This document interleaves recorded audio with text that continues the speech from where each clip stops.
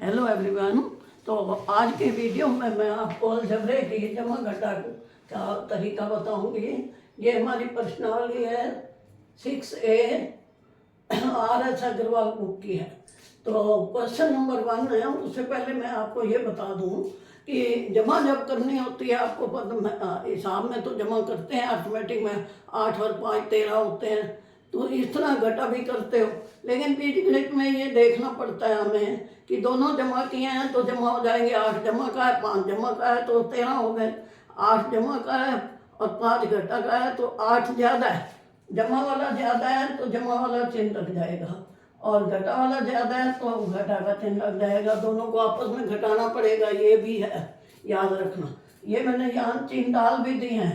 दोनों घटा के होंगे, सवाल जमा का है, दोनों घटा के होंगे, चिन्ह घटा का लगेगा। लेकिन वो जो डिजिट है वो जमा हो जाएंगे। 8 5 है तो 13 हो जाएंगे। -8 -5 है तो -13 होएगा। आपको ये याद रखना है। दोनों जमा के हों तो जमा, घटा के चिन्ह हो तो रकम वो जमा हो जाएंगे, चिन्ह घटा का। जहाँ एक जमा और घटा आएगा वहाँ आपको बड़े का चिन्ह लगाना है और बड़े में छोटा घटाना है। ये आपको याद रखना है, बाकी सवालों में कुछ नहीं है। अभी आपका ये पहला क्वेश्चन मैंने किया है तो इसको हमने सीरियल वाइज पहले जमा वाले लिख लिए हैं, फिर घटा वाले। अब जमा वाले 11 हैं, घटा वाले 6 हैं, तो क्या आ गया 5 ए भी आ गया, क्योंकि जिसके आगे चिन्ह नहीं होता वो जमा का समझा जाता है। तो 11 बड़ा था इसलिए जमा का चिन्ह आ गया। अब यहाँ पे भी 7x जमा 5x 12x है और घटा के कितने हैं -3x -x -2x -6x है। जमा का बड़ा है तो 6x आ गया आंसर। तो उसके बाद अब ये 3 अलग अलग हैं। तो ए बी सी है तो हमने ए के नीचे ए वाला लिखने हैं, बी के नीचे बी वाले लिखे, सी के नीचे सी वाला। अब हमने देखना है कि ये तीनों पहले वाली तो 6 है, जमा है। जिसके आगे कुछ नहीं होता 1 समझा जाता है और चिन्ह नहीं होता तो जमा का समझा जाता है। तो ये -4 और -6 ये मैंने कर भी रखा है, माइनस के ज़्यादा है इसलिए माइनस का चिन्ह आ गया। अब इसमें सी में भी क्या है, माइनस के ज़्यादा है जहाँ तो माइनस का चिन्ह आ गया। 6A -7B -3C। अब क्वेश्चन नंबर 4 है। ये XYZ है तो हमने x की रकम लिख ली, इस x के नीचे x वाले लिखे, y के नीचे y वाले एक्सप्रेशन और 2 z के नीचे। तो ये 3-4 एक्सप्रेशन है। अब हमने इसमें भी यही देखना है। अब ये 5 और 3 8 है, ये यहाँ मैंने कर रखा है तो तुम्हें थोड़ा सा समझ आ जाएगा तो फिर क्वेश्चन करने की जरूरत। और जब माइनस वाले 3 है तो जमा का आ गया। ये यहाँ पे माइनस के ज़्यादा है। ये आपको देखो ये तो छोटी जमा होती है 8 से 12 3 15 15 में 6 जमा का है तो -9 ये आ गया। इसी तरह Z में ये 5 Z है लेकिन 3 माइनस का है, छोटा है घटा का और जमा का ज़्यादा है तो 2 Z आ गया। तो जिसका चिन्ह आपके आगे नहीं है वो x है या y है या कुछ है तो वो जमा का समझा जाता है।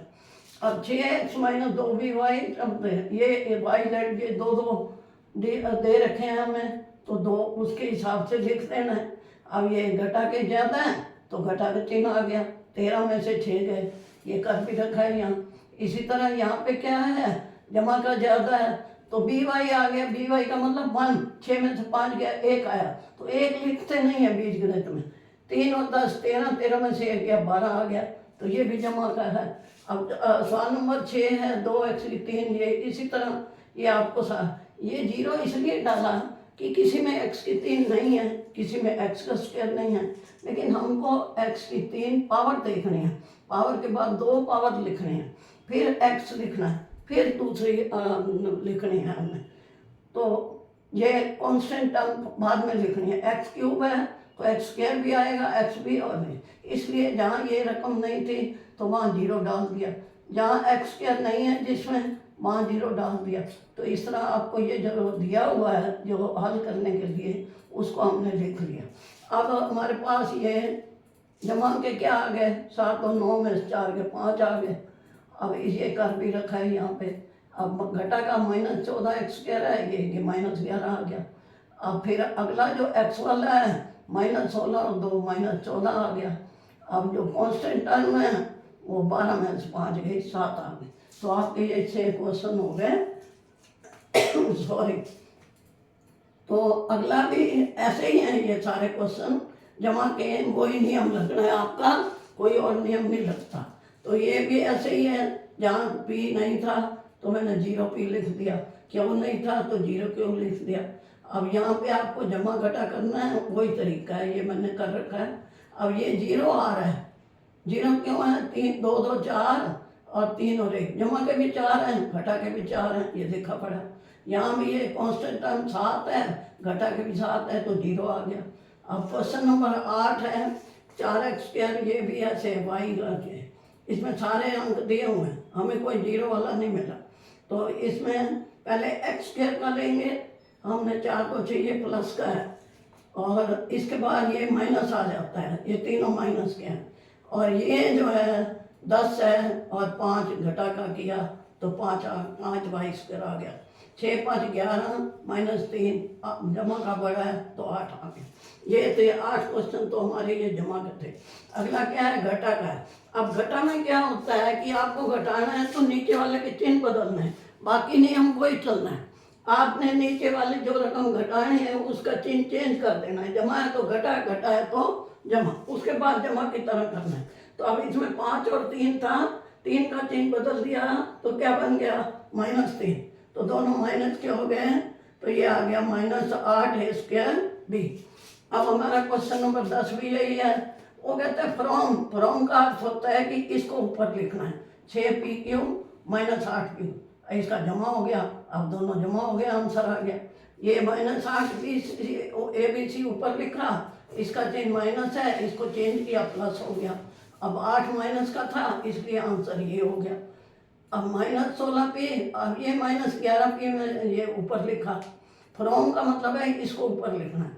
फिर ये नीचे माइनस का है तो इसका चिन्ह बदला, 5 जमा आ गया। इसी तरह ये जो है इसको 2 हैं ABC, और ये चिन्ह भी बदल दिए, 2 है, इसका माइनस इसका प्लस, ये माइनस ये प्लस। अब हमने देखना है कि किसका वो है, आपको नियम मैंने बता दिया, 3 में से 2 गया 1 आ गया। यहाँ पर जमा का बड़ा है, यहाँ पे भी घटा का बड़ा है, और यहाँ दोनों जमा के हैं तो 15 आ गया। तो आपको यही याद रखना है, बस जमा के जो नियम है, घटा का नियम वही होता है, लेकिन जो घटानी है रकम उसके चिन्ह बदलना है। अब आपका क्वेश्चन नंबर 14 क्या है, ये देखो, फ्रॉम का मतलब इसको ऊपर लिखना है और इसको घटाना है, तो हमने वो लिख दिया और चिन्ह बदल दिए। चिन्ह बदलने के बाद आप ये इस तरह सवाल हल कर लेना। आपको मैंने बता दिया, ये दोनों माइनस के हैं, ये भी दोनों माइनस के हैं, ये भी माइनस के हैं, ये प्लस का है। अब इसके बाद सवाल नंबर 15 में भी यही है, ये सारे यही हैं। फ्रॉम का मतलब है वो ऊपर लिखनी है रकम, और नीचे वाली ये है जो पहले है उसके चिन्ह बदल देने हैं। उसके बाद 3 और 1, 3 में से घटा गया 2 आ गया, ये दोनों घटा के हैं इसलिए 4 आ गया, ये दोनों जमा के हैं और ये दोनों घटा के। तो सवाल नंबर 16 है, ये भी वही है तरीका, कोई और नहीं है। यहाँ पे लिख दिया मैंने, ये चिन्ह बदल दिए हैं, नीचे जमा का घटा, घटा का जमा, जमा का घटा, और जमा ये आ गया। अब इसको उसी तरह आपने लिखना है, बड़ी रकम का चिन्ह आना है, बड़ी और छोटी को आपस में घटा करना है और बड़ी का चिन्ह लिखना है। फिर ये 4 रकम है, 4 3 7 3 10 4 गया, ये देखो। तो ये आपको इसमें देखना है क्या करना है। ये यहाँ पे तो ये लिखा है ना, ये यहाँ से है 3p² माइनस ये, इस नीचे वाली के चिन्ह बदल दिए हैं, और ये आ गया -p², 4 बड़ा है, इसमें दोनों माइनस हैं, इसमें 6 बड़ा है क्योंकि चिन्ह बदल के प्लस हो गया, इसमें दोनों माइनस के हैं, तो ये आंसर आ गया। ये मैंने वैसे चिन्ह लिख भी दिए हैं। अब सवाल नंबर जो है 18, उसमें भी यही है, ये सब्ट्रैक्ट करना है। आपको क्या करना है, ये 3a² माइनस 6 ये लिख के नीचे ये रकम लिखनी है, 4a² माइनस। वो कहता है what must be subtract from this, इससे तो इसी को लिखना है। इसमें फ्रॉम वाली रकम ऊपर आती है और दूसरी नीचे लिखनी है, तो उसके चिन्ह बदलने हैं। अब ये तुम्हारा आंसर आ गया कि हम जो है ना इसमें से ये सब्ट्रैक्ट करें तो ये रकम सब्ट्रैक्ट करें तो ये आंसर आता है। ये हमने बताना है, लेकिन आपका आंसर ये है। 19 क्वेश्चन है, 2 adjacent sides of a rectangle। अब रेक्टेंगल क्या होता है, आयत होता है हिंदी में, आमने सामने की भुजाएं ऑपोजिट साइड इक्वल होती हैं। तो उसमें ये साइड दी हुई है ऑपोजिट, एक ये दी हुई है, एक ये होगी, ये लेंथ होगी, ये ब्रेड्थ होगी। अब पेरीमीटर वो कहता है निकालो। पेरीमीटर क्या होता है? 2 इंटू लेंथ प्लस ब्रेड्थ। अब दो लेंथ क्या है? अब हमने ये ले लिया length 5x² minus 3y², breadth क्या है? x² plus 2xy। अब इनको मल्टीप्लाई 2 से करना है तो पहले इनको हल करके ये हमारा आ गया 6x² माइनस 3y², क्योंकि x² यहाँ भी था, ये 5 था, ये जमा हो गए, तो ये प्लस 2x। अब 2 से गुणा कर दिया हमने, ये आंसर आ गया आपका। ये क्या आ गया हमारा? Perimeter. The perimeter of a triangle, ये क्वेश्चन नंबर 20 है लास्ट।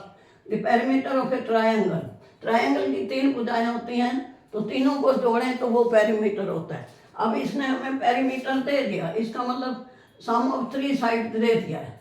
अब वन साइड क्या है? ये, और दूसरी साइड एक ये है, एक ये है। इन दोनों को हमें जोड़ना पड़ेगा, तभी हम तीसरी निकालेंगे, क्योंकि सम ऑफ 3 साइड होता है पेरीमीटर। तो इन दोनों को जमा कर लिया, ये आ गया। ये दोनों घटा की थी, तो ये तरीका तो वही लगना है जमा का। अब पेरीमीटर लिख दिया, उसमें से ये सम ऑफ 2 साइड घटा कर दिया, तो अब ये हमारी तीसरी साइड आ गई, तो हमारा ये आंसर आ गया। तो आज के वीडियो में मैंने आपको बताया कि जमा और घटा कैसे करते हैं। आपको जमा और घटे का नियम देखना है, उसके बाद ये नहीं देखना कि बड़ी रकम कौन सी है, छोटी कौन सी है। आपने बड़ी में से छोटी घटानी है, अगर बड़ी जमा किया तो बड़ा का चिन्ह आएगा। तो ये जो आज का वीडियो है तुम्हारा, ये यहीं पे ख़त्म होता है। वीडियो लाइक करना, शेयर करना, सब्सक्राइब करना।